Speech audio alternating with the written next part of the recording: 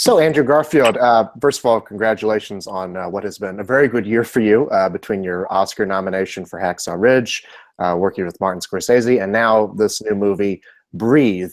Um, with everything going on, I guess, have you had time to catch a breath? Um,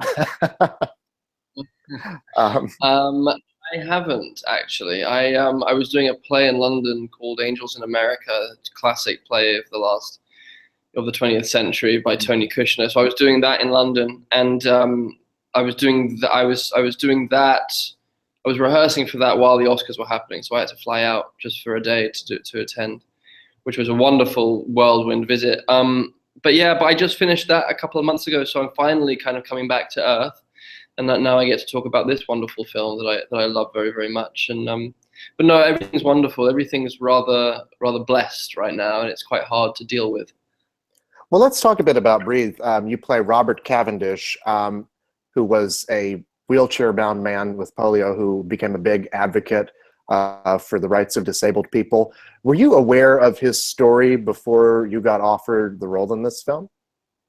No, I read the script, the amazing script by Bill Nicholson, who wrote Shadowlands and The Gladiator, and I was just deeply moved. I was so emotionally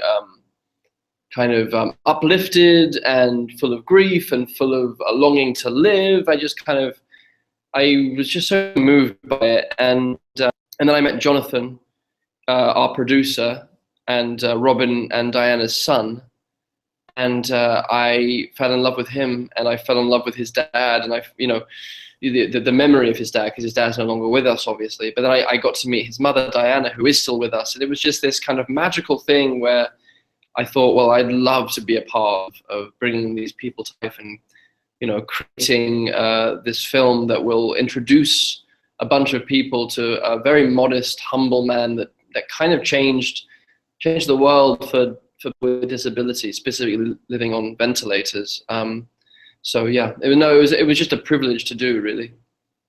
Well, tell us about, I mean, aside from meeting the family, what other kind of research you did in order to prepare for the part, not just physically, but also mentally as well? Sure. I spent a lot of time with the family and their extended group of friends. I managed to spend some time with other people who have similar situations that Robin had, living on respirators, paralyzed to whatever degree, and that was a privilege to talk to them. And they gave me so much insight into what that is, and what that does psychologically and emotionally, and what it does to one's longings, and how do you then access life. It was a really amazing experience to meet them, and doctors who used to know Robin, and then of course there was technical stuff that I had to create, which was of course living with paralysis, and then creating the sensation of being breathed for by an external machine. That was really the main technical challenge that I had to do and kind of master in order to really be present for my fellow actors in the scene. If I was just sitting there thinking about when do I breathe, when do I speak, how do I speak, then I wouldn't have been much of a scene partner, and the character would have been a series of technical kind of achievements. But actually, what I needed to do is I needed to make that very second nature, so that I could just be present in the scenes. And I mean, not being able to use your body as an actor, I think it's about, I don't know the exact amount of time it is before he is struck with polio, but maybe like 10 or 15 minutes or so. Yeah. Not having that tool to use, did you find that restricting, or was it sort of a new kind of challenge for you?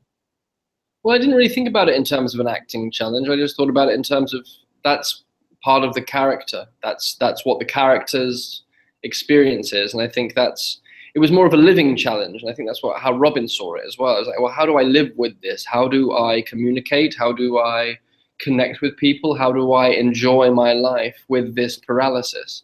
And that's all I was thinking about, was as the character, was how do I overcome this? How do I not be defeated by something that feels so unjust, and that feels so it is so debilitating and challenging. How do I fight? How do I fight? And I mean, charting that progression from the initial paralysis, where he's not able to speak and move and all this, to going to the point that he is now. Can you talk about charting that progression, that arc throughout the movie? Yeah, I mean, it was important to establish Robin as this very physical, abundant, explosive, extroverted, gregarious person, fully embodied in the world. He was an athlete. He was a captain in the army. He was incredibly sociable. He loved parties and people and connecting people. He was a very spiritual man. So it was important to kind of establish that. And then, of course, you take all that away. The polio takes it all away. And then you're left with a man who doesn't really know who he is anymore. That was very important, that period of depression that Robin went through, and the wanting to die, not knowing his value anymore, not knowing what his purpose was or whether he mattered, or not believing that he did for a period of time. That devastating period was very, very important. And then slowly, with the help of his wife and with the help of that inner spark in him that still wanted to be there and that really wanted to see his son grow up and to not leave this world that he was so in love with previously, you build from there, and then it's a series, and then it's a series of exploring and adventuring further. Anytime there was a limitation, Robin's imagination was engaged very, very naturally in breaking through that limitation, whether it's developing the wheelchair that had the ventilator in the back, or developing the van with the hydraulic lift system that was enabled him to drive around on the wheelchair, or then getting on a plane and that transports horses usually. Like, he had all of this kind of creativity and imagination that allowed him to create a very, very full and rich life for himself, and then, of course, for other people as well with the same disability. Well, yeah, there is a lot of joy in the movie. It's not it's not too somber. He doesn't spend a lot of time feeling sorry for himself.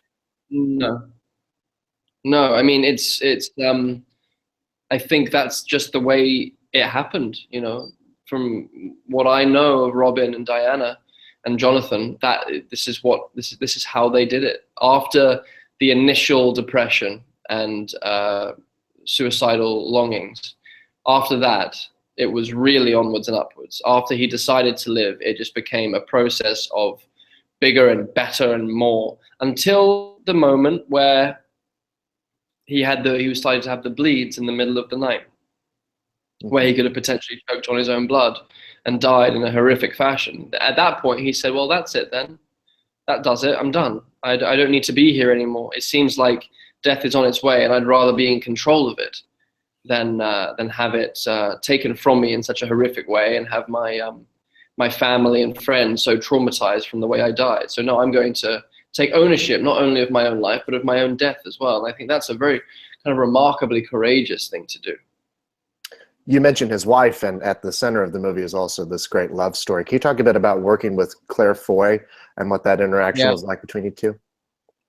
Just a remarkable actor and a remarkable human being. I can't speak highly enough of Claire, and I think it was just very, very lucky that we really, really like each other and love each other. And I think without that connection, the film wouldn't work. So I'm very, very grateful to Andy and Jonathan, actually, because they had the foresight to believe that us two create something truthful together and intimate and joyful and a bit giddy. And I get to work with Claire, and it makes me very, very happy. And it's just one of those remarkable chemicals, you can't really define it. It's just a stroke of luck. Very, very, very fortunate that we were doing this together. And speaking of Andy Serkis, what was that collaboration like between you two? What did he give you as a director that helped you with this character? He's amazing, he's not only wonderful with actors, he gives us a lot of space. He gives us a lot of space to take ownership over our work and ownership over the characters we're playing and the relationships and the dynamics, and making it very specific. He gives a lot of space and freedom. But then he also is a remarkable person behind the camera as well. He trained as a visual artist when he was younger. So his ability with framing and with shot selection and how he creates an image to support the story, that was remarkable. What he did with Bob Richardson was wonderful. And then he also is just this perpetual optimist, and this, that he was the motor of the film. He was the engine that pushed the film through and enabled us to shoot this big, epic, sweeping love story in 7 weeks. It's quite remarkable. He's an amazing AD as well as a director. Well, you've worked with a lot of great directors throughout your career. Martin Scorsese, as we mentioned before, on Silence, David Fincher on The Social Network, Mel Gibson on Hacksaw Ridge. What do you look for in the projects that you take on and the people that you work with? Yeah. Oh, sorry, I lost you at the end there. Sorry. Oh, I said, what do you look for in the projects that you take on and the people that you work with? Oh, okay. I want to be able to fully let go on set. I want to be able to fully give away myself to the process. I want to pour all of myself into it. And in order to do that, I need to really trust the person at the helm. I need to really feel safe hands, like they know more than I do. They have an overarching view and a very, very clear vision, and that I believe in as well. That's very, very important. So that's it really in terms of working with a director or not. And then in terms of the stories I'm attracted to, it's changing all the time, but I think recently I've been attracted, well, with Bree, there was something about this longing to live, this longing to be in life no matter what the limitations are, no matter what the difficulties are, but this impossible to quench human spirit that just wants to live, no matter the agonies and the ecstasies, but just wants to be here and experience it all and live it all fully. I think that's what really, really attracted me to this film, because it's really about, it's very life affirming. Even with all the mystery and the chaos and the uncertainty and the pain and the joy and the ups and the downs, we're only here for a very brief period of time, so we may as well be present for it. And I think that's what Robin understood. As I mentioned earlier, you received your first Oscar nomination this year for Hacksaw Ridge. I wonder what that kind of recognition meant for you. I mean, it was a remarkable thing, and I don't take it lightly at all. I feel very, very honored that that happened, and it's very surreal to me. And I think if I take anything from it, I can use it as a nice bit of encouragement that I'm in the right job. And that I should keep pushing myself within this profession and within this vocation. And it was an amazing thing. You know, we all need recognition to a degree. We all need to be told we're on the right track by mentors, by people we respect. And of course, you know, not many acts get that kind of, you know, blessing from the Academy. But I really don't take it lightly. I find it very, very humbling. And in that same year, you'd worked with Martin Scorsese, the great Martin Scorsese, on Silence. As a fan of Scorsese's work, I wonder, what was that experience like for you, working on this very physically demanding film with this great American filmmaker? Yeah, I mean, it was one of the remarkable experiences of my life, one of the most fulfilling artistic experiences I've ever had, and demanding, of course. But, you know, he's been wanting to make that film for so long, and it's so much a part of his heart, that the fact that he entrusted it with me, I can't quite believe it. So no, I'm forever indebted to him for that experience. It was one of those experiences that transcended making a film. It really felt like it went beyond simply making a picture. And you've also got Under the Silver Lake coming out next year. What can you tell us about that film? Not much, to be. I think you'll want to experience it as is, without knowing too much about it. It's full of mystery, and it's full of it's very unique, and basically remarkable talent, writer and director. So I'm very, very excited for people to see it. Well, I'm excited to see it as well. Andrew Garfield, thank you so much, and congratulations on the film. It was a real pleasure talking to you. Yes, thanks, Zach. Welcome. Have a good day.